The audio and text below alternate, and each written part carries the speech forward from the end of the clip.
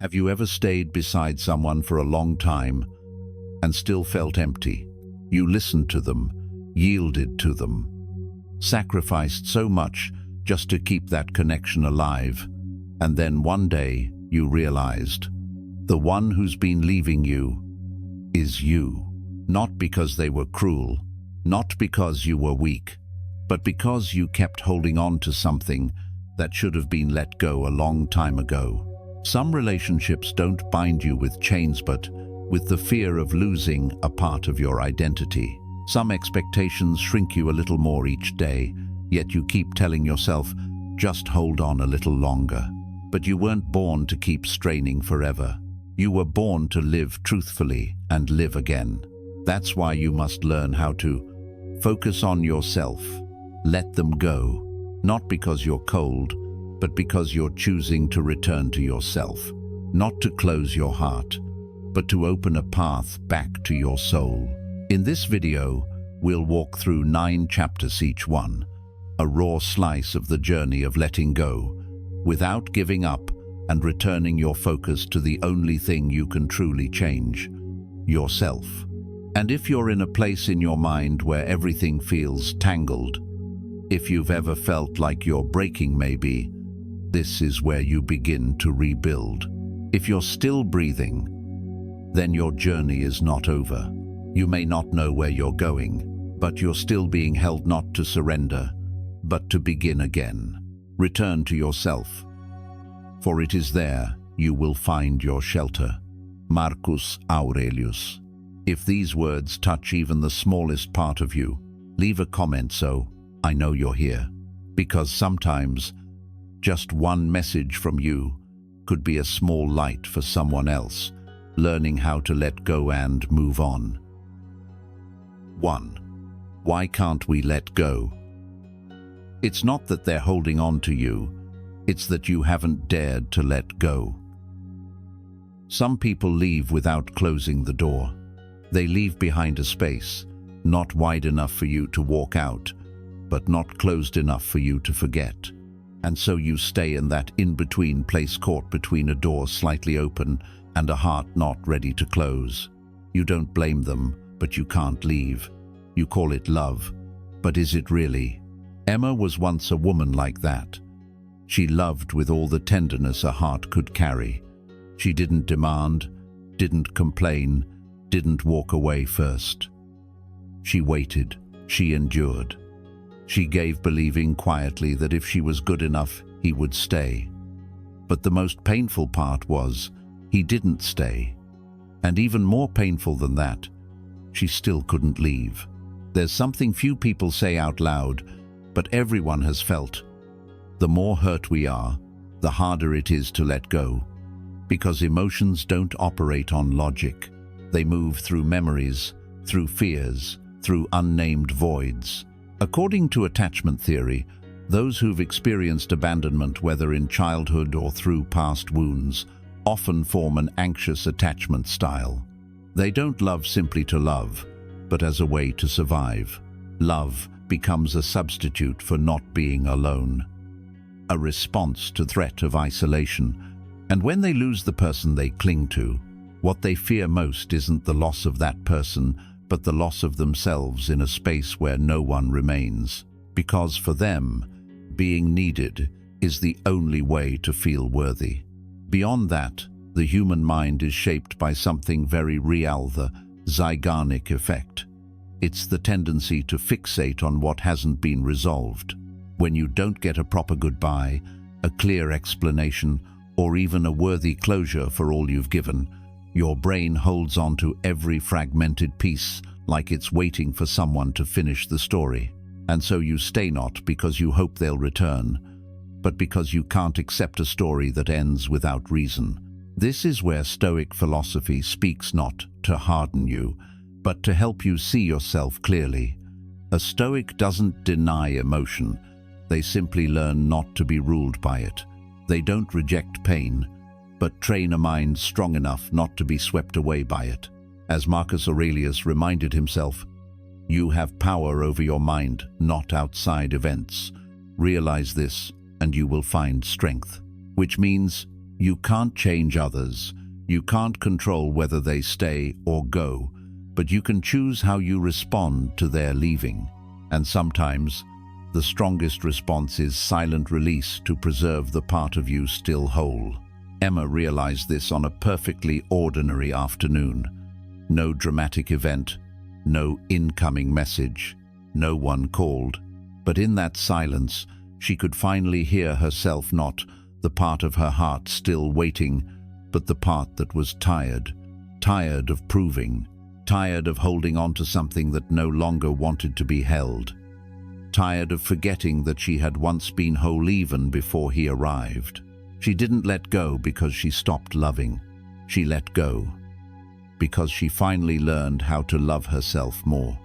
And maybe you need that too. You don't have to forget right away. You don't have to erase every memory. You don't have to deny that it was once beautiful. You just need to pause for a moment and gently ask yourself, why am I still holding on to this? Is it love or is it fear of emptiness? Because if you're holding on just to avoid the void, then you've traded your peace for a temporary distraction, and nothing temporary can truly heal what's buried deep inside you.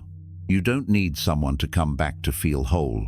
You just need to step out of that waiting room and realize, love should never be the reason you lose yourself. Emma learned that. And now it's your turn.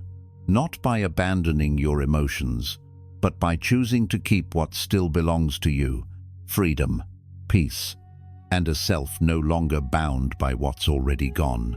And if you're finally ready to leave the place where you lost yourself, ask yourself, what is really holding me back?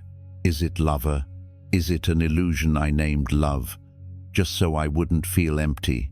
Because sometimes we're not holding on to a person, we're holding on to the feeling that says, if I'm not loved, I'll disappear.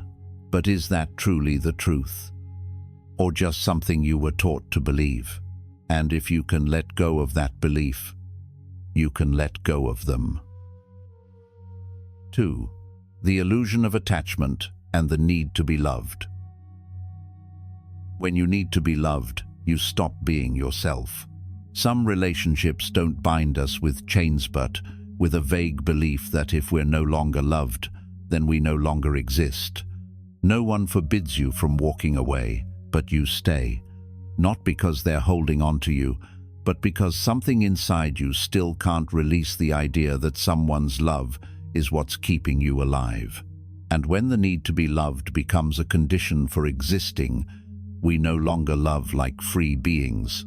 We love as if we're looking for a mirror to reflect ourselves. And if the mirror shatters, we no longer recognize who we are. Princess Diana was a painful example of this. She stepped out of a modern fairy tale white dress, royal title, millions of eyes watching her from around the world. But behind that image was a woman who lived to be loved and died in loneliness. She longed for love not just from the husband she had entrusted with her heart, but from the family, the public, and the society that turned her into a symbol. She wanted to be touched not through titles, but through genuine presence. But what she received were fleeting glances, cold walls, robotic smiles in a marriage full of light but void of soul. And so she did what so many others do, though few say it aloud. She tried to become lovable by losing herself. She didn't live as a person, she lived as a role. Smiling when needed, saying what was expected, wearing what was appropriate. But when night fell, all that remained in the mirror was a woman who no longer knew who she was without the admiration. Sound familiar? We don't always love others. Sometimes we love the feeling of being loved, a glance that lets us breathe, an embrace that makes us believe we still matter. We live orbiting around other people's ices if they're holding a copy of our soul in their hands, and when they leave, we panic, as though we ourselves no longer exist. Stoicism doesn't teach us to give up love, but it teaches us to let go of dependence, because you can't truly love someone if you're still afraid you'll disappear without their love. A love bound by fear will never be healthy. It will slowly make you smaller, quieter, dimmer, until even you can no longer recognize yourself. Marcus Aurelius once wrote, "Your worth is not in their praise. It lies in the truth you hold about yourself." And maybe what you need is not someone to show up and declare that you are enough, but a very quiet moment where you can turn inward and see clearly. You've always been enough, even if no one ever said it out loud. Diana, toward the end of her life, began to live more authentically. She chose to be a mother, to be an ordinary person more than a symbol. She spoke what she believed. She stopped trying to please everyone, and it was then she was truly loved. Not because she pleased the world, but because she dared to show up whole, without hiding the cracks. Sadly, that freedom came too late. But you don't have to wait that long. Pause for a moment and ask yourself in a voice that's soft and honest, if I no longer needed anyone to love me, how would I live? What would I choose? What would I walk away from? And would I be brave enough to stay with myself even if no one else is around? Living to be loved is a glittering trap. It makes you radiant in the eyes of others, but quietly dims the light within.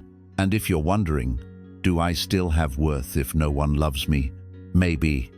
You don't need an answer.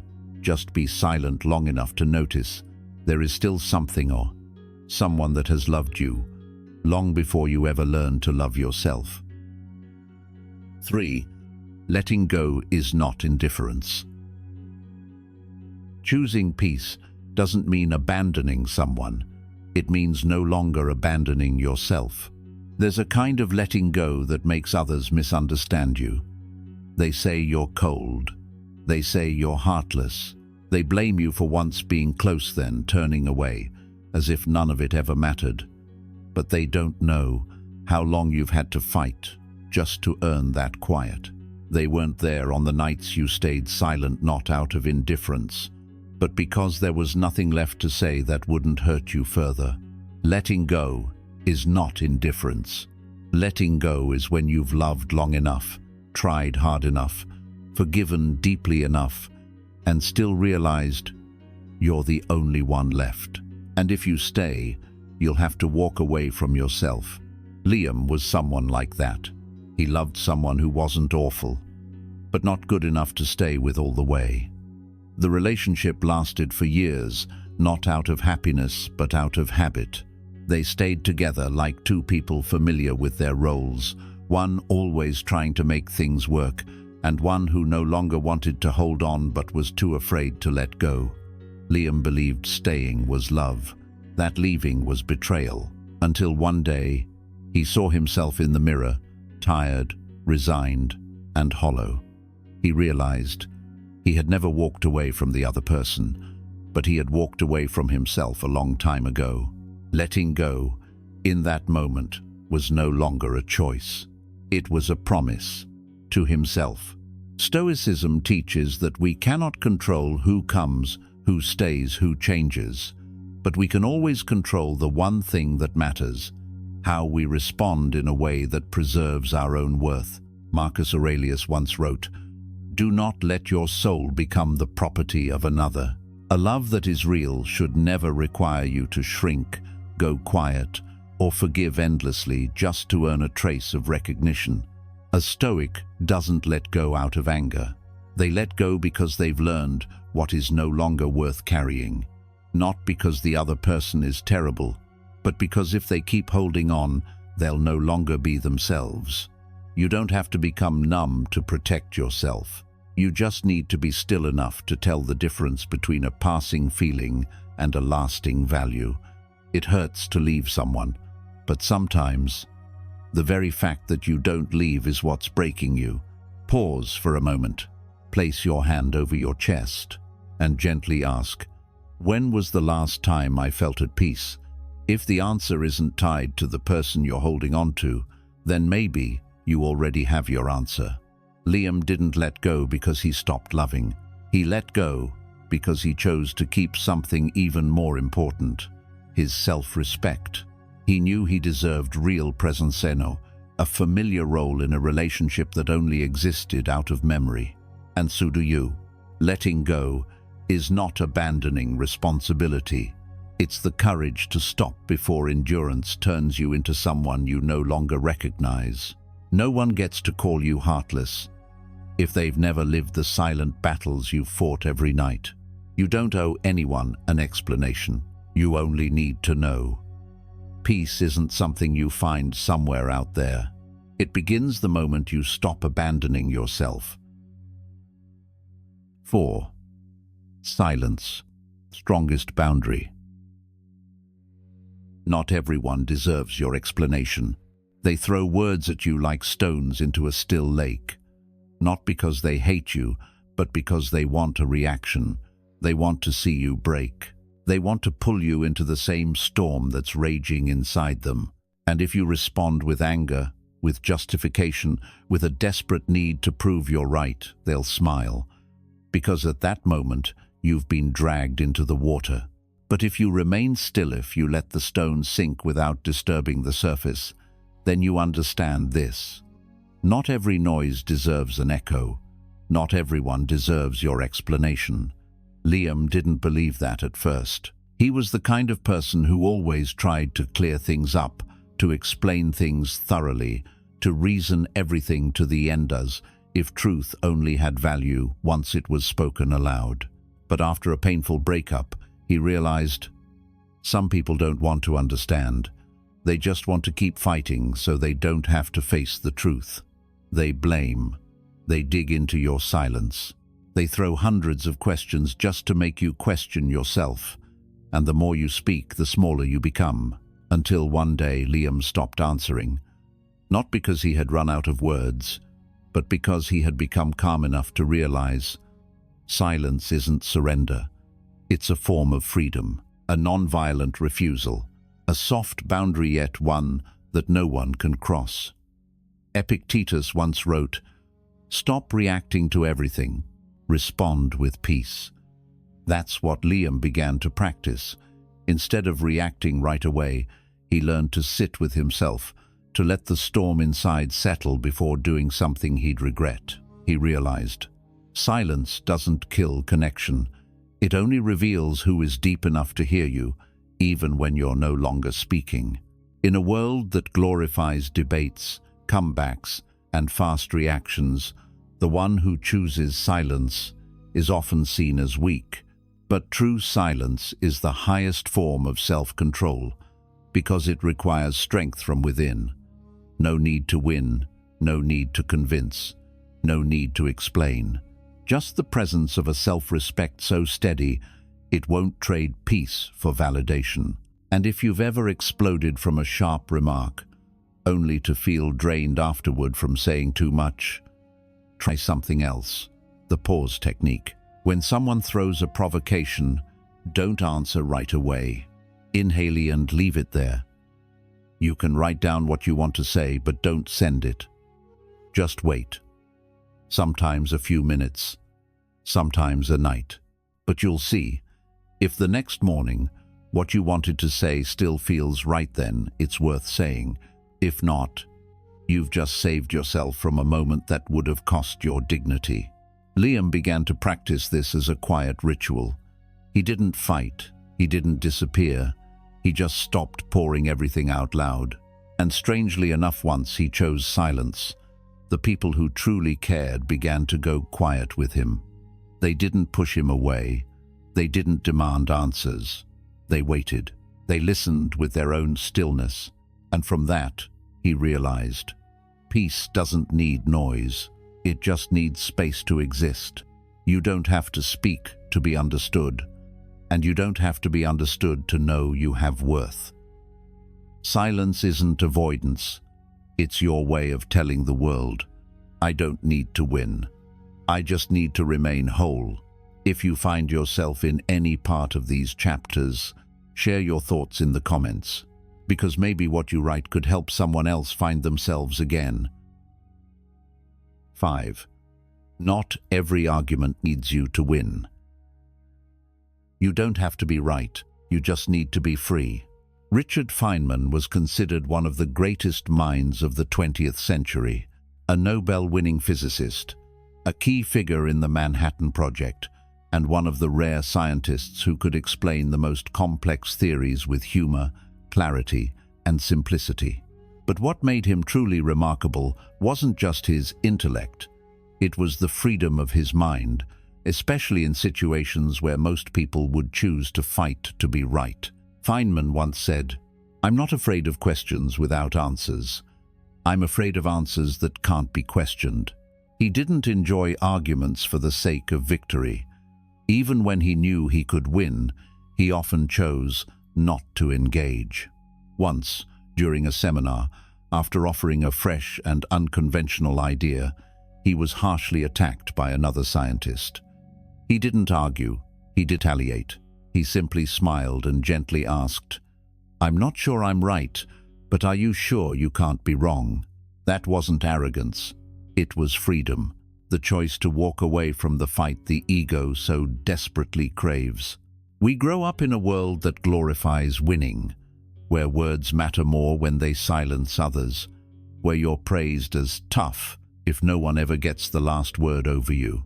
But the longer we live, the more we realize. Winning an argument doesn't mean winning a relationship, and more often than not, you can be right and still feel like you've lost something. Stoicism teaches, a strong mind is one that knows how to walk away from unnecessary battles, because you don't need to prove anything if you're truly grounded. And if you find yourself always needing the last word, always needing to win, always needing to be right perhaps, what you're missing isn't logic, it's stillness. How do you train that? Start with something simple, a 3-second pause before responding. When someone says something that bothers you rather than reacting immediately, take a breath, whisper to yourself, reaction or freedom. You'll be surprised how many things you were about to say no longer feel necessary after those 3 seconds. Feynman didn't need to win because he was already free from the need to prove he was smarter, deeper, better, free from the games where the prize is a bigger ego but a more chaotic mind. And maybe that's the image of someone who lives with real depth, not needing to speak much, but carrying in every silence a confidence that doesn't seek to be seen. You don't need to be right in everyone's eyes. You just need to be steady enough to know when to step back, not because you lost, but because you no longer need to win. 6. The mind doesn't need to know everything.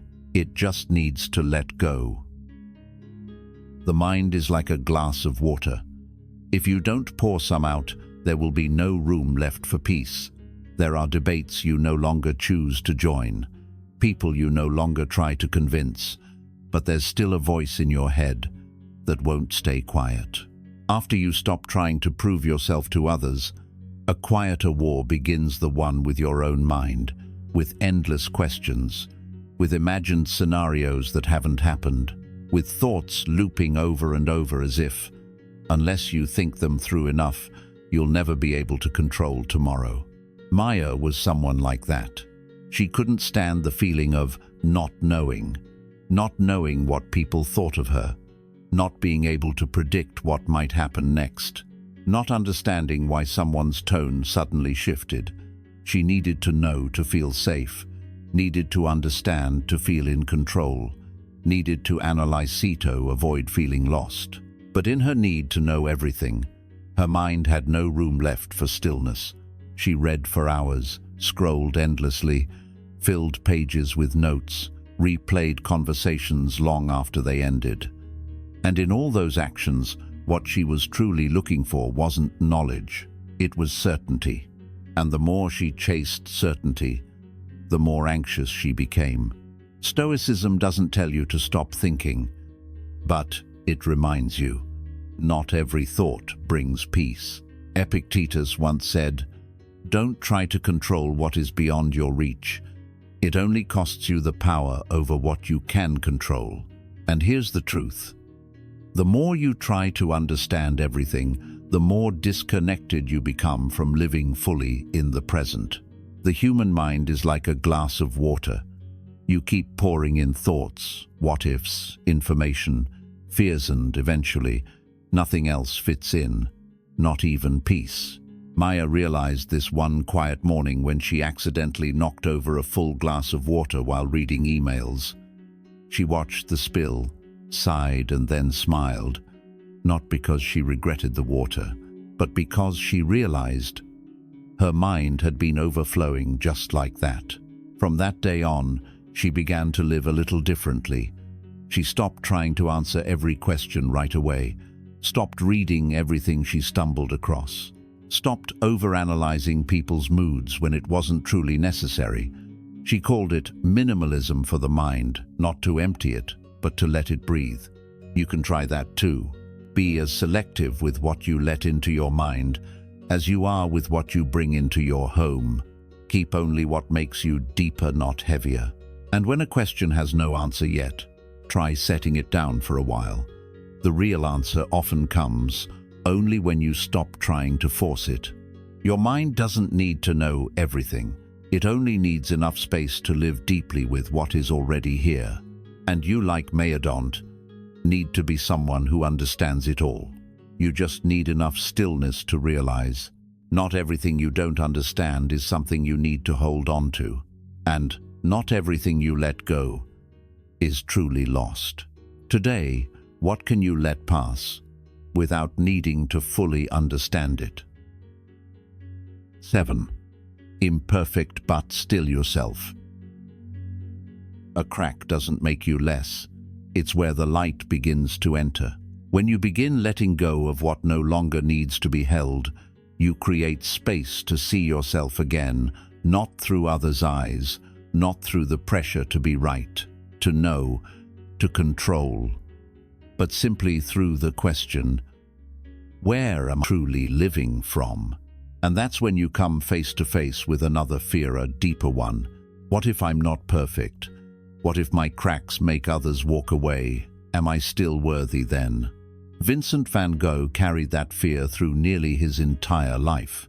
He painted in solitude, created as if his soul were on fire, but lived in poverty, misunderstood, unrecognized. By the time he died, he had sold only one painting. One. Just one. The rest were met with indifferent stares, pitiful laughter, and rushed conclusions about a madman, lost, worthless. And Yeth continued, not because he believed he would become famous, not because anyone praised him, but because he couldn't not be himself. His creativity, though unseen still, poured out each day like something he couldn't resist. Van Gogh once wrote to his brother, "I may fail in this life, but I believe God did not create me to end in nothing." And that faith, it wasn't about religion. It was a quiet voice deep within. I don't understand every reason, but I believe I was made to do something that matters 7 if I can't see it clearly yet. And maybe you too. You are not a mistake. You are a work in progress being shaped by something greater. Not to become perfect in the world's eyes, but to become honest in your own soul. We often think we must be whole to be worthy. But in Japanese culture, there is an art called kintsugi where broken bowls are filled with gold at the cracks. They hide the break, they highlight it, because they believe the cracks are history, proof that you've shattered but did not disappear. And the gold poured in, it's not just material, it's reverence. So are you.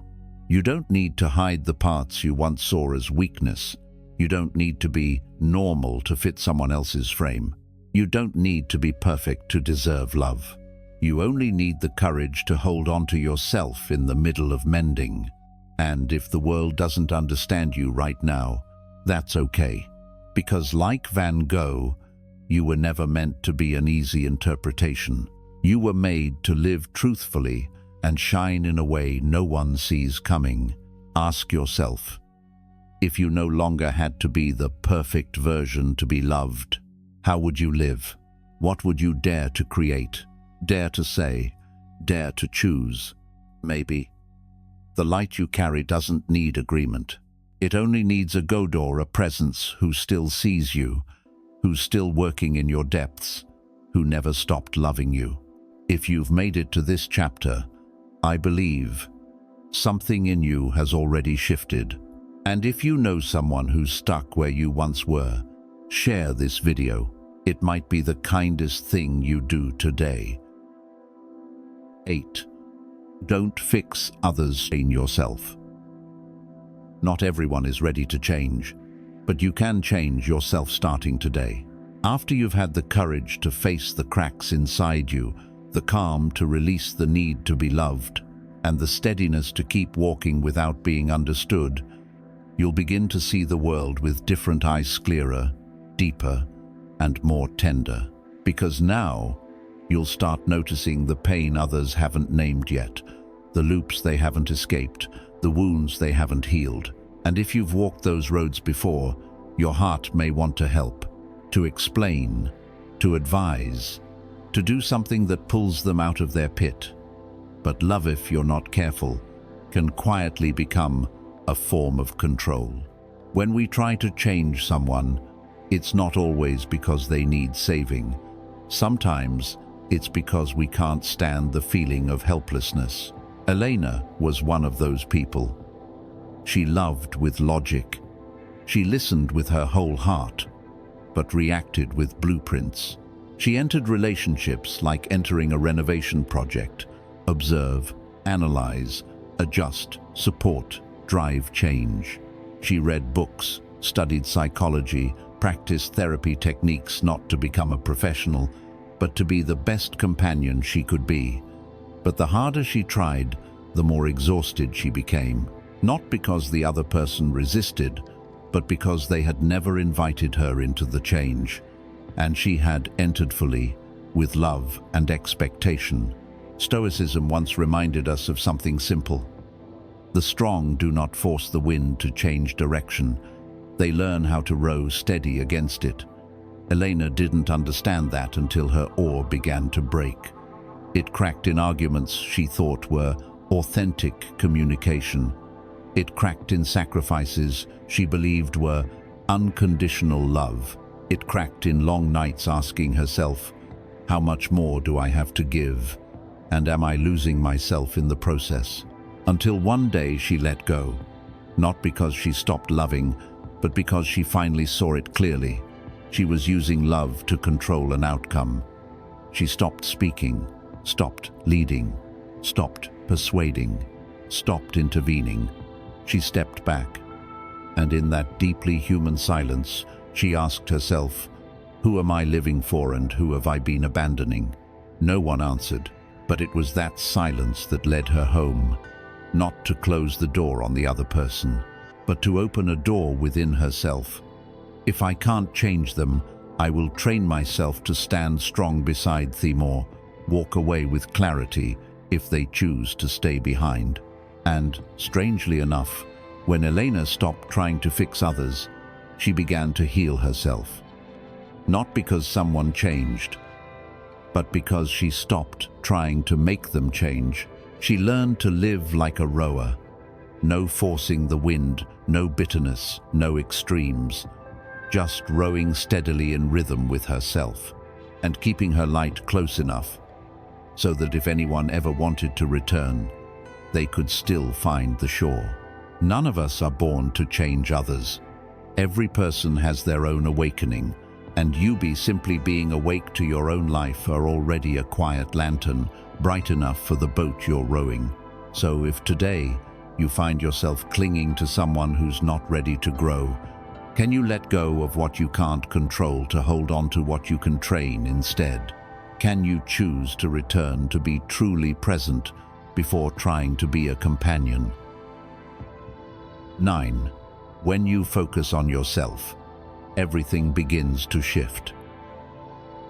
You're not just recovering, you're being reborn. When you stop trying to fix others, when you no longer hope for the wind to change, when you finally return to your own mind and begin to train it gently, steadily, patiently, everything begins to shift. Not loudly, not instantly, But truly, no one announces this beginning. There's no burst of light or applause from the outside. It's just, you find yourself a little calmer in the morning. You no longer need compliments to feel okay. You notice that you remain grounded even in the face of a message that would have unraveled the you from a month ago. And you realize this isn't a milestone. This is life beginning to turn from within. Marcus was someone like that. He had been betrayed, lost his job, collapsed in the bathroom with no reason left to step outside. He didn't seek advice. He didn't believe in motivation.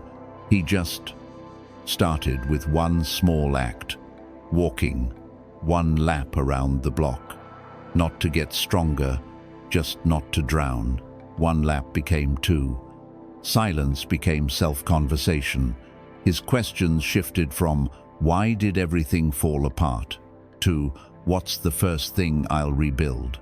And in that unseen quiet, Marcus began to be reborn, not as someone more successful, but as someone steady enough to no longer define himself the old way.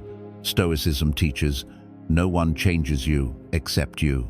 No one is responsible for your mind, and no one is coming to rescue you from the place you've stayed in too long. But that doesn't mean you're alone. Maybe you call it God, maybe the universe, or maybe just a presence that kept you breathing through the days you wanted to give up.